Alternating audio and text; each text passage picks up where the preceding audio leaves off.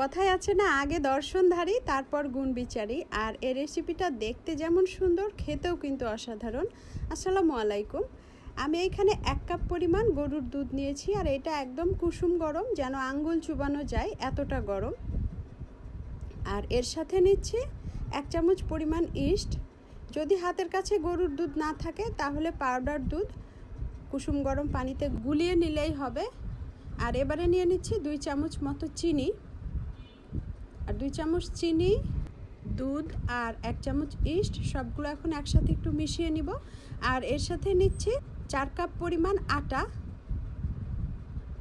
ময়দা আটা যেটাই থাকুক না হাতের কাছে সেটাই নিয়ে নিতে হবে। আর আমি মেজারমেন্ট কাপের 4 কাপ নিয়েছি, আপনারা যে কোনো একটা কিছুর মাপ অনুযায়ী নিয়ে নেবেন। আর নিচ্ছি স্বাদ মতো লবণ। এখন আটাটা খুব ভালোভাবে মাখিয়ে নিতে হবে। আর আমি এখানে এক্সট্রা পানি নিয়েছি, এটা নর্মাল পানি। আর অল্প অল্প করে পানি নিয়ে একদম ডোটা খুব ভালোভাবে মাখিয়ে নিব। তবে এর মধ্যে একটা ডিম দিলে আরও বেশি ভালো হতো, বানগুলো একদম আরও বেশি নরম হতো। তবে বাসায় কোনো কারণে ডিম ছিল না, আর আমি যে বাইরের দোকানে যে নিয়ে আসব সেই পরিস্থিতিও ছিল না, বাইরে প্রচণ্ড বৃষ্টি। তো যাই হোক, আটাটা একদম সুন্দর মতো আমি মাখিয়ে নিচ্ছি। এবার হাতে একটু তেল নিয়ে আটাটার গায়ে শুধু একটু মাখিয়ে নিতে হবে। আর মাখিয়ে এটা রেস্টে রেখে দিব মোটামুটি 20 মিনিট মতো। তবে 1 ঘন্টা মতো রাখলে আরও বেশি ভালো হতো, কিন্তু আমার হাতে সময় কম। আর আমাদের পুচ্চি বাবুরা, ওদের অনেক খিদাও লেগেছে। আমি রান্না করা মাংস থেকে 6 পিস মতো মাংস নিয়েছি। আর এই মাংসগুলো ব্লেন্ডার জারে নিয়ে একটু ব্লেন্ড করে নিব।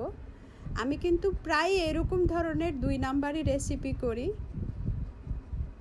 যে দেখা যাচ্ছে নাস্তা কিছু একটা বানাতে হবে, হাতের কাছে যা থাকে যেভাবে পারি সেভাবে নিয়ে একটা কিছু ঝটপট বানিয়ে নেওয়ার চেষ্টা করি। তো দেখতে পাচ্ছেন সুন্দর মতো ব্লেন্ড হয়ে গেছে। এখন এগুলো আমি একটা বাটিতে নিয়ে নিব। আর এর সাথে অন্যান্য উপকরণগুলো মিশিয়ে নিব। নিয়ে নিচ্ছি কিছু কাঁচা পেঁয়াজ, একদম কুচি করে রাখা কাঁচা পেঁয়াজ। চিলি ফ্লেক্স 1 চামচ মতো। বাসায় যদি বাচ্চা থাকে তাহলে চিলি ফ্লেক্সের পরিমাণটা একটু কম দিবেন। আর এই রেসিপিটা আবার বাচ্চাদের অনেক বেশি পছন্দ হয়। গরম মশলা গুঁড়া নিয়েছি, আর লবণ, আর অল্প একটু আদা রসুন বাটা, আর 1 চামচ মতো চিনি। এখন সবগুলো উপকরণ খুব ভালোভাবে একসাথে মাখিয়ে নিতে হবে। আর আমার এগুলো রেডি করতে করতে মোটামুটি 15 মিনিট মতো হয়েই গেছে। এর মধ্যে আটাটাও রেস্ট হয়ে গেছে। এখন আমি আটাটা দেখাচ্ছি আপনাদের কি পরিস্থিতি। যদি এটা 1 ঘন্টা মতো রাখেন তো একদম ফুলে 3 গুণ হয়ে যাবে। ওই যে বললাম আমার হাতে সময় অনেক কম। তো এবারে ডোগুলো আমি একটু গোল গোল করে নিচ্ছি, যেন কোথাও দাগ না থাকে। রুটির আটার চাইতে এই ডোটা কিন্তু একটু বেশি নরম হবে। সবগুলো করা হয়ে গেছে, এবারে আমি পুরগুলো ভরে নিব। এখানে 10টা মতো ডো আমি তৈরি করেছি। আর এইবারে একটা ডো হাতে নিয়ে মাঝখানটা একটু গর্ত মতো করে হাতে পরিমাণ মতো কিমা নিয়ে আটার মধ্যে দিয়ে দিব। আর একেবারে পুরির ডোটা যেইভাবে মোড়ানো হয় ঠিক সেইভাবে মুড়িয়ে নিতে হবে। মুখটা একদম ভালোভাবে সিল করে দিতে হবে, যেন কোনো ফুটা না থাকে, না হলে এক্সট্রা তেলটা ঢুকে যাবে। আর এইটা ভাজার সময় কিন্তু একেবারে খুবই অল্প তেল লাগে। আমি সেটা ভিডিওর শেষে আপনাদের দেখায় দিব। যারা তেল অ্যাভয়েড করতে চান তাদের জন্যও কিন্তু এই রেসিপিটা অনেক বেশি উপকারী। চুলায় আমি ফ্রাই প্যান বসিয়ে দিলাম, আর দেখতে পাচ্ছেন কতটুকু আমি তেল দিলাম। আর এই তেলটাতেই আমার এই 10টা বান কিন্তু একদম কমপ্লিটলি ভাজা হয়ে যাবে। আমি একটা একটা করে 3টা বান দিলাম, আর একটু দূরত্ব রেখে রেখে দিচ্ছি, কারণ এগুলো ফোলার পরে অনেক বেশি জায়গা ধরে আর বড় বড় হয়ে যায়। যদি কাছাকাছি দেই তাহলে কিন্তু একটার সাথে একটা গায়ে গায়ে লেগে যেতে পারে। আর চুলার আঁচটা দেখতে পেলেন আমি একদম লো হিটে দিয়েছি, কারণ এটা ভেতর থেকেও সিদ্ধ হতে হবে, আবার উপরেও ভাজা ভাজা হবে।